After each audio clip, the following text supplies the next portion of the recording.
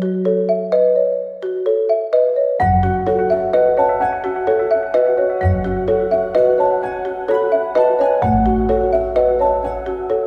to this week's People at Work podcast.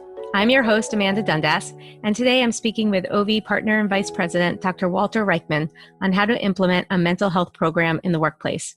Walter, welcome. Thank you, Amanda. I'm very happy to be here. So tell us, what does it mean to have a mental health program in the workplace?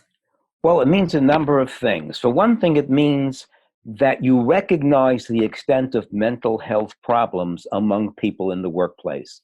It's about 20% of the workforce in this country indicate that they do have a mental health issue, and in some organizations it's as high as 40%.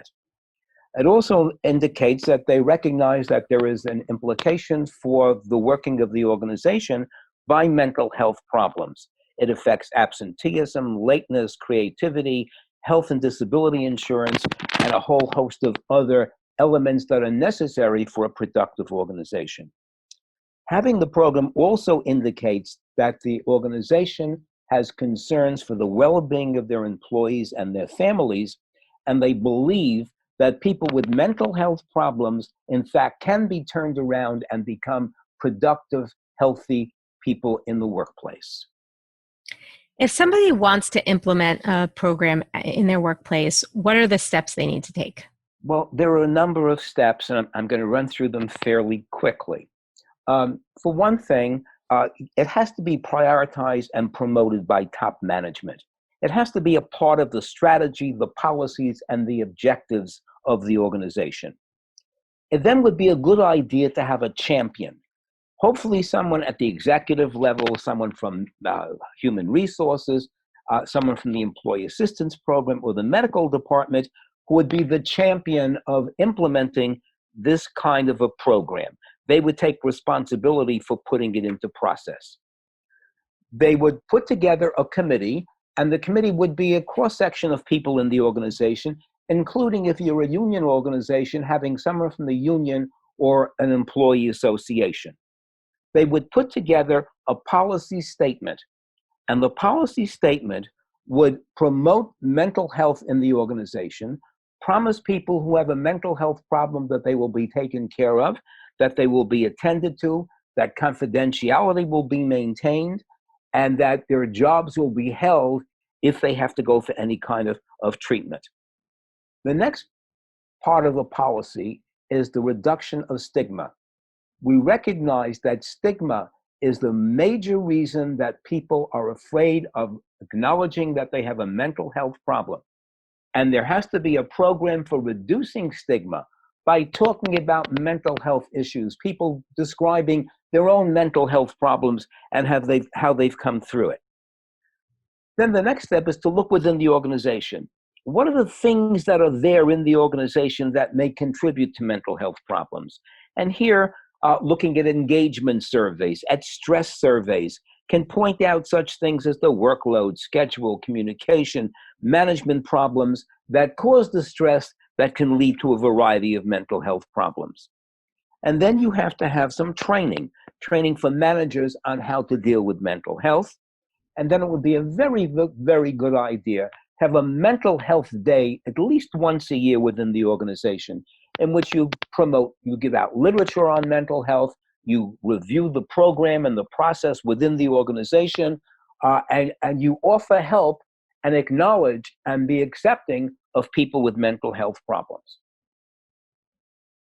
How do you ensure that your program helps those who need it?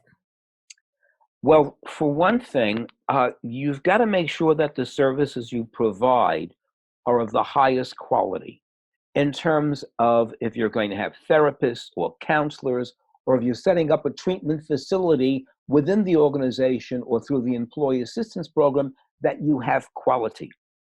Now, one of the impediments to getting people into help for mental health issues is their reluctance to admit that they have a mental health problem, or their denial that such a problem exists. What happens in the organization is that everyone around that person or those people know there is a problem. They see it in the quality of the work that they do, the kinds of conflicts they get into, their abrasiveness, a whole set of other issues come through that in fact affect their performance. What the manager can do is do what he's supposed to do, or she's supposed to do, is keep control of productivity. Define productivity broadly so that abrasiveness, conflict becomes part of the measure of productivity. When you see that an employee is having a whole host of these problems, you confront them not on their mental health issues, you're not a diagnostician, but in terms of their productivity, in terms of their performance. Your performance includes these things and you're falling down on it. You're abrasive, you run into conflict, you treat people badly, you do such and such to our customers. There is a problem. I would like you to go to our mental health facility, the EAP or whatever, to get help for this. Usually there'll be a denial. No, I can handle it. No, I can deal with it. I'm okay. Okay, I'll give you a period of time. If this does not turn around during this period of time, you'll have to either go to a mental health facility within the organization, or you'll have to face disciplinary action. If the behavior then continues, you confront the employee again and you give them the choice. Either I begin disciplinary action or you go to the EAP or the medical department or something. And usually that will be enough to get the person to go for help, if for no other reason than to avoid disciplinary action. Once they get into help, it will be up to the EAP or the counselor to work with them to be able to recognize the problem and then bring them the help that they get.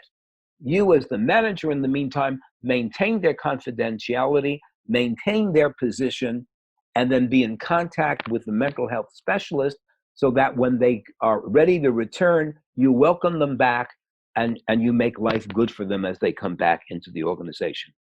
And that's probably the process that would work. Can you share some tips for maintaining the program once it's started? Well, I would say recognize that what you're doing is that you are basically changing a culture, and you cannot change a culture very quickly. You have to give it time. It takes a great deal of effort. My suggestion would be is that you start the process by setting short-term goals. This is what I want to accomplish within the first 6 months. At the end of that 6-month period, go back and see whether you've accomplished it or not.